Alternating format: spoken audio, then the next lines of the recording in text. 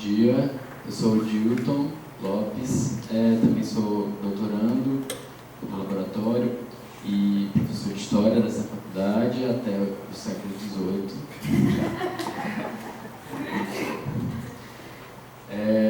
Bom, eu vou apresentar, eu estou no segundo ano do doutorado e vou apresentar algumas inquietações que atravessam a pesquisa, são coisas bastante frágeis em alguns sentidos, mas isso faz parte do processo. Eu dei esse nome para essa fala porque vocês vão perceber que é uma forma de apresentação da cidade de Brasília que o próprio Lúcio Costa faz numa exposição que ele organiza a ser realizada em 1963 em Paris, e a exposição chamava A Arte do Brasil, a Taba Contemporânea de Brasília. Para quem não sabe, Taba é a associação de 4 malocas, de quatro residências indígenas, né? E ele fala dessa relação da maloca Xingu como um tempo neolítico contemporâneo. Então ele faz essa brincadeira de Brasília como essa Taba contemporânea, né? Esse é um croquisinho das superquadras que ele realiza para o plano piloto, né? Então, é isso. Eu trouxe 2 poemas para abrir a fala. Esse é o Nicolas Berra, ele é um poeta mato-grossense que se mudou muito jovem para Brasília. Eu gosto muito desse poema porque, de cara, ele já desassocia a ideia da construção da cidade, né, ou da própria Brasília, como algo novo, como algo feito em tábula rasa, né, ou seja, a partir do vazio. Ele começa com Brasília são as ruínas de Machu Picchu, invertidas, Cusco, reconstruídas. Tiwanaku, inacabada, pirâmide de Teotihuacan, ao contrário. Palácio do Altiplanalto, cidade perdida dos candangos. A esfinge fita seu espelho, JK. As linhas do eixo do Monumental são continuações das linhas de Nazca. Esse é o segundo poema do poeta Ricardo Aleixo, um poeta mineiro, chama-se Poética, é um poema gráfico, né, um poema visual, e a gente consegue ler ali pelo emaranhado das palavras e letras um construir ou ruir sobre ruínas. Eu gosto muito desse poema porque trabalha um pouco com essa imagem que eu vou tentar falar ao longo desse momento, dessa insistência dessas marcas, desses traços, desses vestígios, né, dessas ruínas de possíveis futuros ou futuros soterrados, e essa possibilidade que sempre, a princípio, o discurso do novo traz e que solapa muitas vezes essas transformações, essas violências e esses silenciamentos. Então, eu gosto muito desse poema, um pouco para trazer essa dimensão dessa constante, né, quando a gente está falando em termos da cultura, né, da civilização, dessa constante movimentação e construção sobre ruínas, né, no campo da cultura, mas a gente pode falar também no campo da própria constituição do sujeito.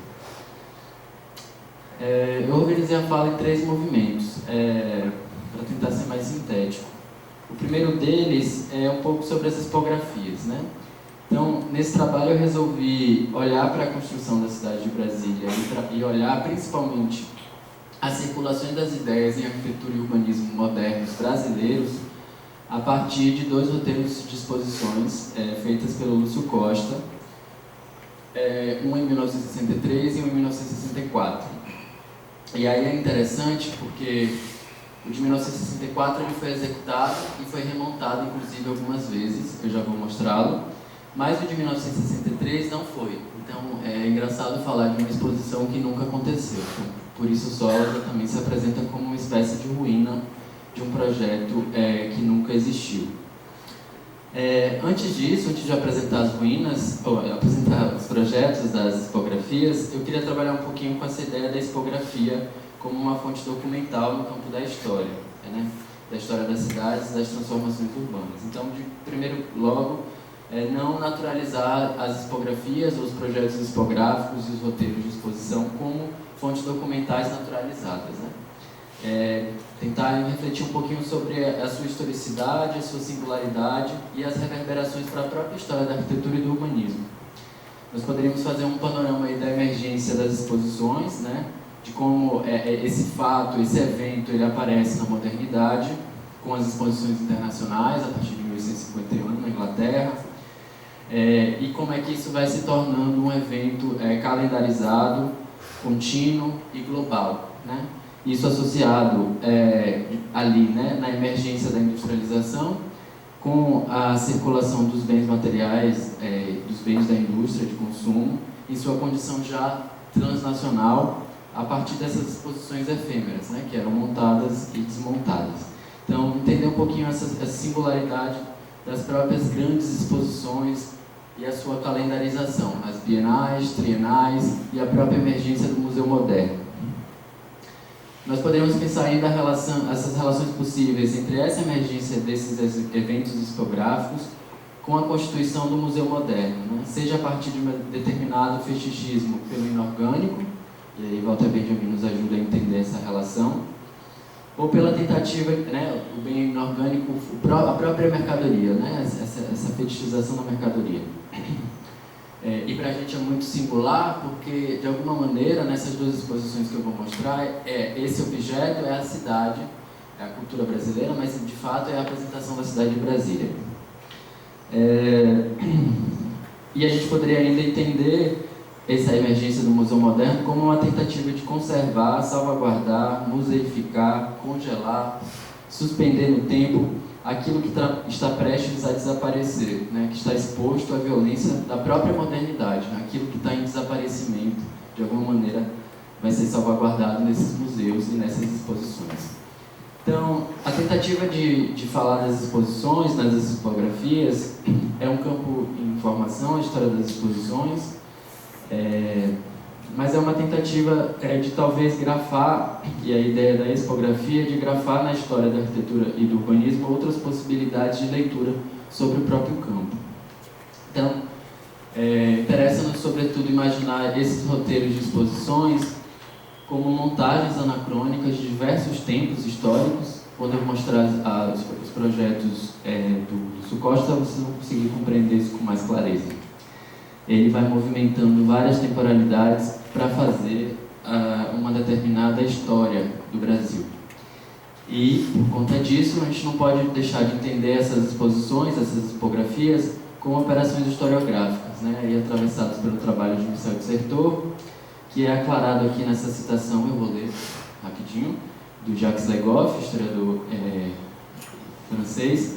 Ele vai dizer que é a compreensão das operações historiográficas como resultado de uma montagem, consciente ou inconsciente, da história, da época, da sociedade que a produziu, mas também dos espaços das épocas sucessivas, durante as quais continuou a viver, talvez esquecido, durante as quais voltou e continuou a ser manipulado, ainda que pelo silêncio.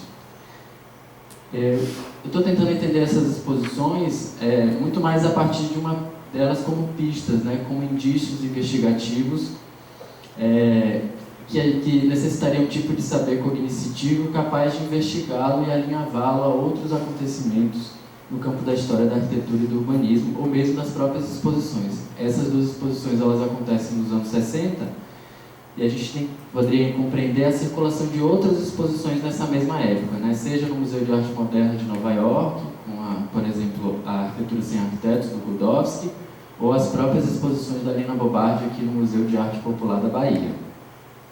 Entender essas exposições em si, né? Ou seja, esse evento, também como cacos, restos, farrapos, excessos dessa modernidade, né? São acontecimentos efêmeros, eles acontecem e deixam de acontecer, sobrevivem nos documentos e nas memórias e de alguma maneira constituem-se entulhos dessa modernidade. Nesse sentido, ao entendê-las como esses vestígios, restos, a gente assumiria a tarefa benjaminiana do historiador como um trapeiro. E por fim, tentar aproximar essa ideia da expografia com a ideia de ruínas da modernidade, no sentido de serem traços das construções ideais de cultura, né? Elas foram feitas para públicos, essas duas em específico foram feitas para o público europeu, então elas deveriam apresentar o Brasil, ou seja, constrói uma imagem ideal do Brasil e tornam-se ruínas dessa modernidade porque elas são sempre solapadas pelo real, né? Ou seja, toda essa construção imaginária de nação, de tradição arquitetônica brasileira, de alguma maneira, ela é arruinada, né? pela própria exposição. Então, a gente estou tentando aproximar essa ideia da ruína a uma dimensão das próprias discografias como sintomas da nossa história, né? Como esses traços das constituições ideais de cultura, de comunidade, de nação, que são solapadas pelo real. Eu vou apresentar as exposições bem rapidamente. Essa é de 1963, só existe este documento, que existe o memorial e essa peça, que é a exposição que será realizada no Petit Palais, em Paris, da arte brasileira, a arte do Brasil, né? É muito interessante porque o Lúcio, ele começa a exposição com a intenção de provocar um impacto capaz de despertar a curiosidade no público estrangeiro. Então ele sugere a construção de uma oca indígena, ele dá toda a descrição aqui do piso e dos acabamentos, dos interiores, aonde o sujeito deveria atravessar essa oca dentro de um recinto escuro e baixo, e ao fim desse atravessamento ele visualizaria a cidade de Brasília. 10 minutos, tá? Ele visualizaria a cidade de Brasília. Então ele propõe esse choque anacrônico, né? Ou seja, ele fala a pré-história, parede e meia com a cidade de vida ainda penosa e claudicante, mas que é símbolo do futuro e da esperança, o prenúncio de um novo Brasil. Então, associado à ideia da construção de Brasília, a gente vê a ideia da refundação de um país moderno, de um país novo, e que aqui é apresentado a partir desse choque com o seu passado e com seus tempos históricos, que ele chama de neolítico contemporâneo, porque essas ocas continuam a existir no Brasil de 1963 e ainda hoje, apesar das violências e cada vez maiores as populações indígenas e as populações quilombolas do Brasil de hoje, né? Mas ainda continuam a existir, a sobreviver apesar de toda a violência. É interessante também porque nessa exposição o Lúcio Costa ele vai deslocando, ele fala que é uma exposição feita de forma cronológica, mas decrescente, mas ele desloca determinados momentos históricos e cria choques, né, como esse primeiro, e também como o que ele faz com as obras do Aleijadinho. Ele vai aproximar as obras do Aleijadinho com as obras do Niemeyer e com a Maloca. Ele fala que essas aproximações se dão a partir de afinidade de intenção. A gente poderia falar nas afinidades eletivas também do Varro. A segunda, essa não foi executada. Essa segunda foi executada, ela foi montada na 13ª Trienal de Milão. Eu não vou mostrar a exposição antes, eu só vou explicar um pouquinho do que foi a Trienal de Milão. Ela é uma feira realizada a cada 3 anos na cidade de Milão, desde o início do século XX, e essa é a 13ª edição. Ela é uma feira que nasceu com o intuito de circulação das indústrias italianas, mas também recebendo a contribuição de diversos países. Então, essa 13ª edição, ela teve... Isso deixa eu explicar antes, né? Isso é um vídeo que foi projetado nessa exposição, porque, diferentemente de todas as outras edições anteriores, a 13ª tinha uma temática. Ela teve curadoria do Humberto Eco e do Vittorio Bregotti e resolvia discutir o tempo livre. Então, isso é um vídeo que foi projetado, era um díptico, esse é o tempo livre, e ao mesmo tempo, em uma sala revestida de vários espelhos, era projetado um segundo vídeo, chamado Tempo do Trabalho, e isso acontecia nessa sala de espelhos e as pessoas eram imersas, né, nisso que eles tentavam discutir como uma saturação das imagens nesse momento do século XX, que há uma indústria do consumo muito forte e que a ideia de racionalidade técnica começava a ser questionada, e da própria indústria. Então, 14 países fizeram parte dessa Trienal, que, como eu falei, diferentemente das outras, ela tinha esse tema específico. Esse é um dos pavilhões, né, de entrada, desenhados pelo Gregório, pelo Humberto, e com a contribuição do Humberto Eco.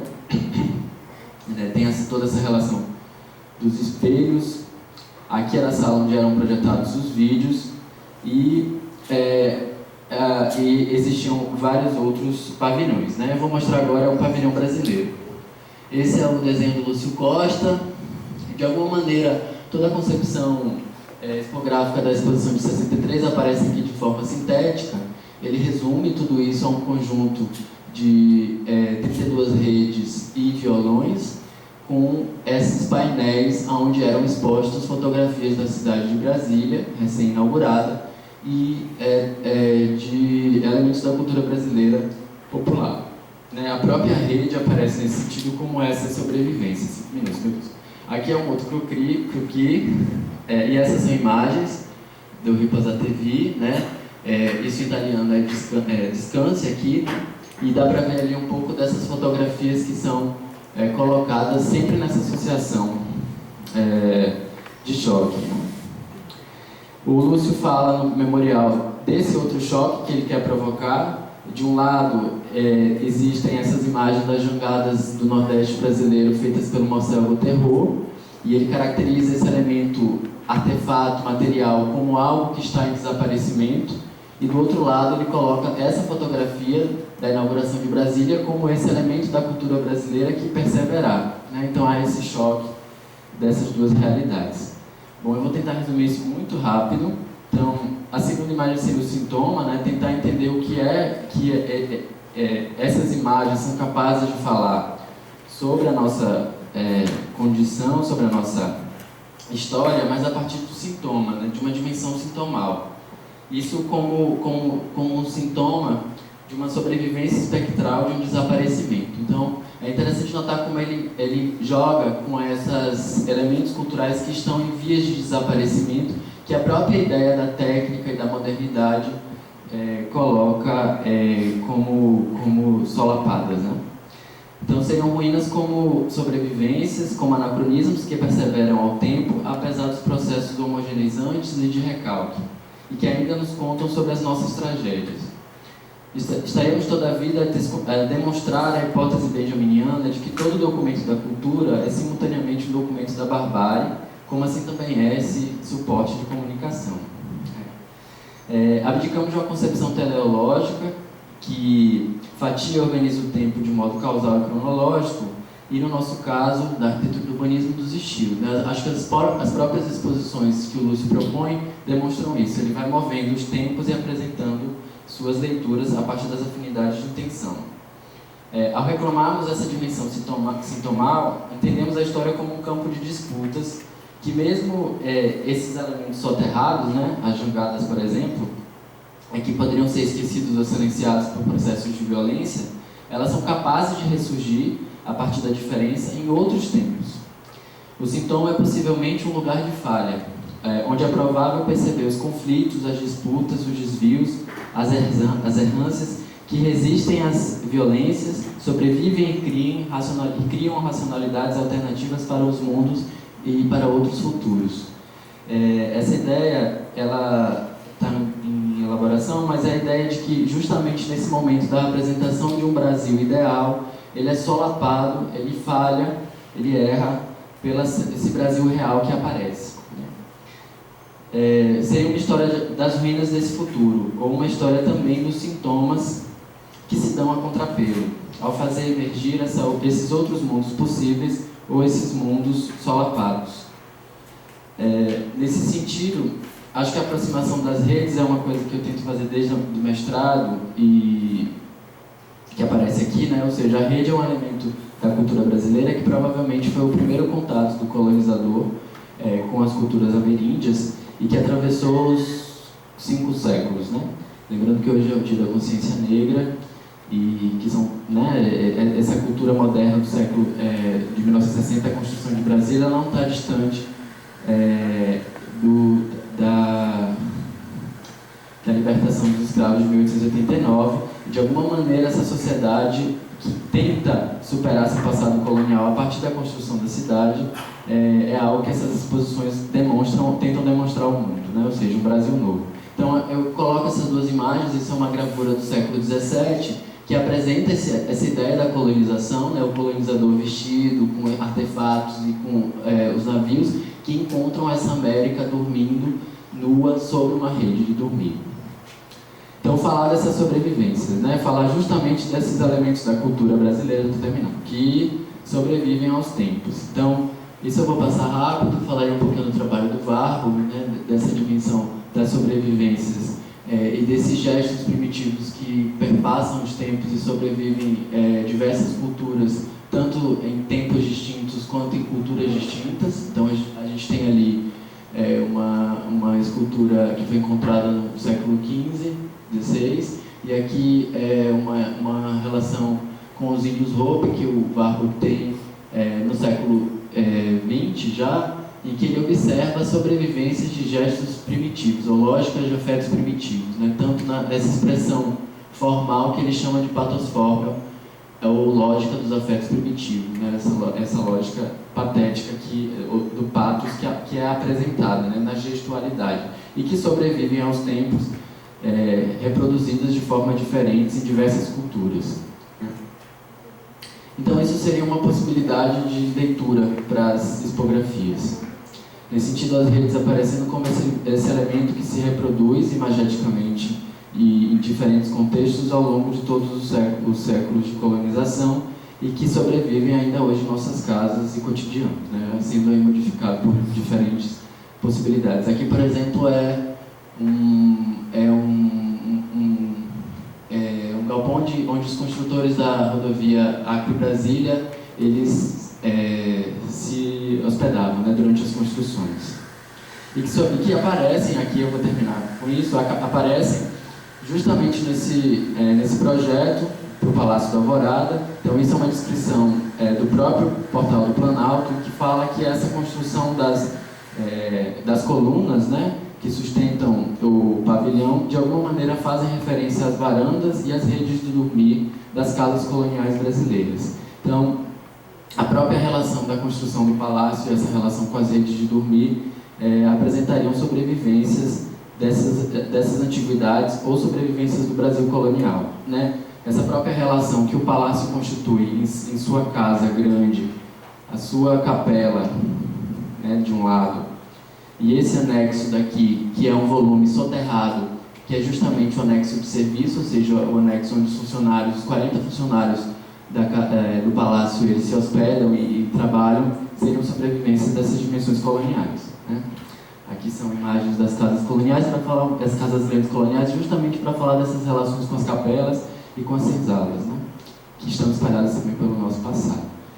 Então, eu finalizo assim, isso é uma tentativa também de desmontar e reconstruir essa história de Brasília, que é sempre narrada como uma cidade ultramoderna, fruto do tecnicismo e da relação com a novidade europeia, feita sob tábula rasa, no vazio, e apresentando essas ruínas ou esses traços que remontam à nossa própria ideia de cultura e que nos ajudam a compreender as nossas próprias tragédias. Obrigado.